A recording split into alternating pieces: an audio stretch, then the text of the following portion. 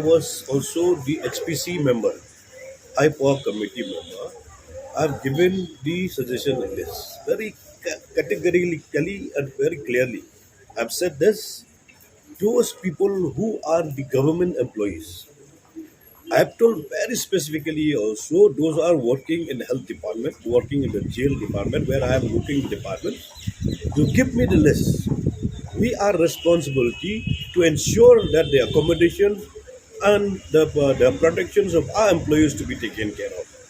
So why not shift them in the different department? We have those are working in the PUD department, or those are working in health department, Shillong Municipal Board, Urban Affairs department, and different forest department.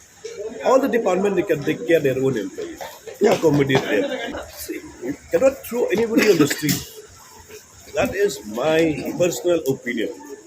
Anybody, those who have been working here, residing in our state, all of a sudden we cannot throw them on the street. We have to provide them the place where also they can be residing. That's why I'm saying our department only, they should take care of our own employees in the different departments. No matter demand, I have not seen the demand. I have not seen the demand, number one.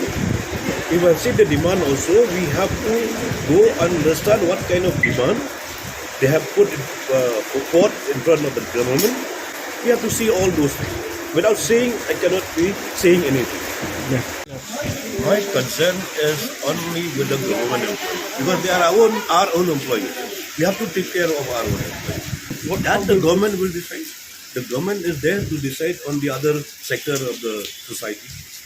But as my concern now also and before also, when I was HPC member of the High Power Committee, I have told very categorically, very clearly I told that our own employee has to be settled.